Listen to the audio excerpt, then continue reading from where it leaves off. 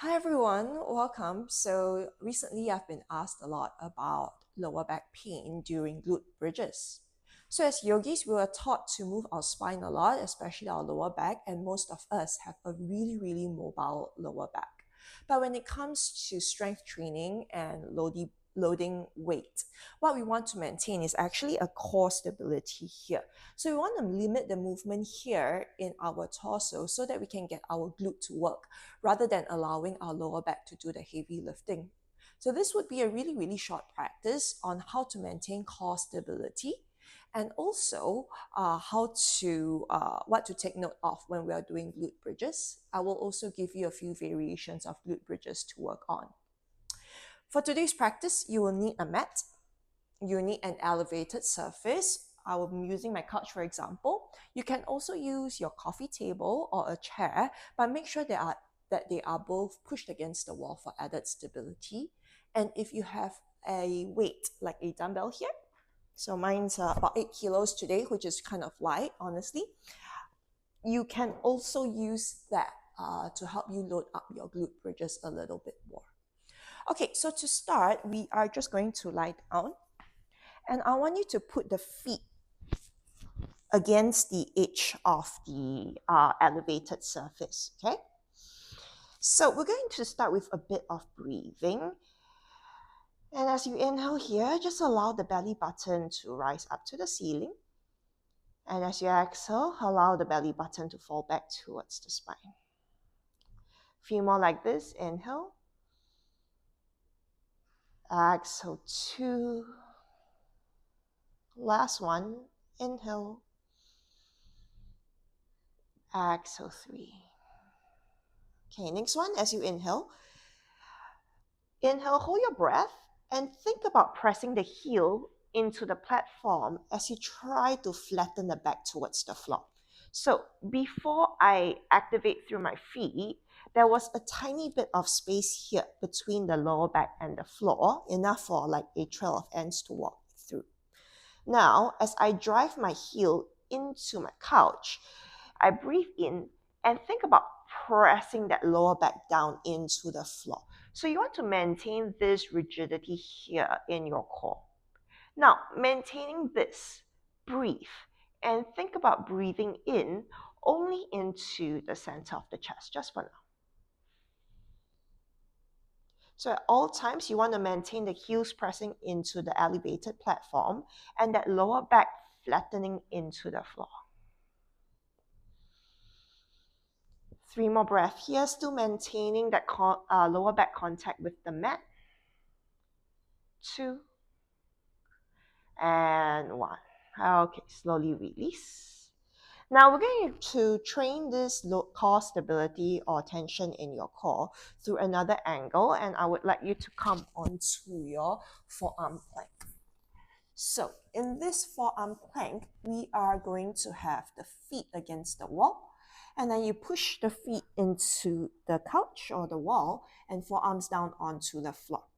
Now, imagine the elbows are pulling towards the toes and the toes are drawing towards the elbows. Stay here and think about trying to maintain core tension throughout the body. Now, imagine that you have a plank on top of your lower back. Very gently, can you breathe that lower back into that imaginary plank? And then we stay here. So you're going to watch for the lower back arching this way. Pull the belly in, flatten that lower back into that imaginary plank above it. Good. Hang out here. 3 more deep breaths. 2. And slowly, let's drop the knees down and release. Okay, so now we're going to start with a little bit of glute bridges. We're going to do it in your regular bridge position. So you can lie down on the back again. Okay. We're going to do a 2-legged glute bridge for now. When you lie down, same thing, flatten the back down onto the floor. And then you want to really maintain the core tension here. So if I were to use my hands and really squeeze, push into the sides of the body, I should feel like my hand can rebound off it. So it's not like when I push in and my belly sinks. Can you see if I'm really maintaining core tension. I'm trying to inflate my belly out and really resist this pushing in of my hand. Okay, now once the entire torso or the core is being tensioned, press down through the heels. Oh, you want to have the heels underneath your knees for now, right? Then you can push down through the heels and slowly think about lifting the hip. For most yogis, what happens is at this range, we start to lose the tension in our lower back, and then we start to thrust the hip up while allowing this lower back here to come into an arch, or what people call an anterior pelvic tilt. So this is when you get a little bit more weight on your hip, it gets a little bit tricky or a bit sore on that lower back. So I want you to try, maintain that core tension, press down through the heels, and you just lift the hip as high as you can without allowing this lower back here to compensate. And then we come down 1, up, down 2, up, down 3, up, down 4, up, down 5, up, down 6, up, down 7, up, down 8, 2 more, up, down 9, last one, up, down 10. Okay, at this point, you should feel your butt starting to work. If you're really, really new to this practice, you might actually start to feel the hamstrings fire up. And if it feels too hamstringy, like you cannot feel the butt at all, feel free to bring the heels slightly closer to your butt and see if that works for you. Maintaining this lower back to be in its natural, neutral position as best as you can, and maintaining core tension throughout the abdomen area as much as you can. All right. Next variation, we're going to do a single leg glute bridge. So one foot will be on the floor and the other knee into the chest. Now we have a little bit less stability, so this gets a little bit more tricky. Think of pressing the heels down into the floor. Think about engaging your core tension here. And then slowly, do not use your hands, only using the strength of the right foot. Lift the hip up. Down 1. Up.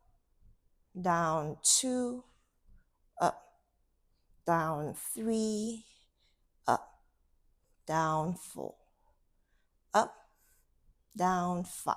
Okay, let's switch sides. Left foot down, right knee to the chest. Same thing, press the heel down, maintain the tension through the torso, and slowly you can lift the hip up. Down 1, up, down 2, up, down 3, 2 more, up, down 4, last one, up, down 5. Okay, have both feet down into the floor. So if this variation is straightforward, if you want to add up some weight, feel free to grab a dumbbell. And you're going to place the dumbbell across the front of the hip. So if this gets a little bit painful, you can actually put a padding between the dumbbell and the body, and hands just gently hold onto the dumbbell so it gets a little bit more stable, okay? Same thing, right foot is down, left knee towards the chest. You can press the right heel down here and lift the hip up. Come down 1, up, down 2, up, down 3, up, down 4. Last one, up, down 5. Okay, we're going to switch sides. Left foot down, right knee to your chest. As you press the left heel into the floor, lift the hip up. Down 1, up, down 2, up, down 3, 2 more, up, down 4, last one, and down 5. All right. So there was a technical error, so I have to stitch 2 videos together. I was about to say, and if you don't have a dumbbell, what you can do is to find an elevated surface, and this one I'm using my couch here to do the same exercise. So remember the first breathing exercise that we did, I asked you to put the heels onto the edge of the couch. You're going to do the same thing here, driving the heels down and really maintaining that tension in the core. Then arms alongside the body, do not use the hands to support you. Maintain tension, lift the hip up. Come down 1, up, down 2, up, down 3, we'll just do 2 more, up, down 4, last one, up, down 5. All right. And if this is too easy for you, keep one heel on the edge of the couch, other knee towards the chest. So you're going to do a single leg glute bridge, but with the feet a little bit more elevated. It brings the hips through a bigger range of motion, which also increases the load through the hip. Yeah? So same thing, press the heels in, maintain tension through the core, lift the hip up, down 1, again, up, down 2, up, down 3, 2 more, up, down 4, last one, up, down 5. Second side. This time my right heel is on the edge of the couch, left knee towards the chest. Same thing, drive and lift. Down 1, up, down 2, up, down 3, up, down 4. Last one, up, down 5. Okay, and if it's still easy for you, same thing, grab your dumbbell, again place it on top of the hip. Bring one heel against the edge of the couch, other knee towards the chest, and with the hands, lightly support the dumbbell. Maintaining core tension, and we lift.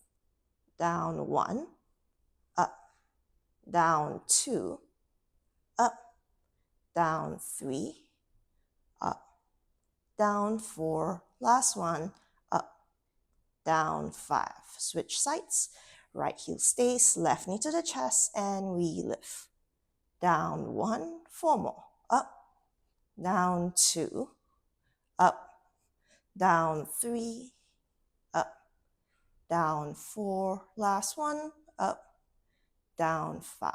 All right, okay, so these are all the different variations of glute bridges that I have for you today.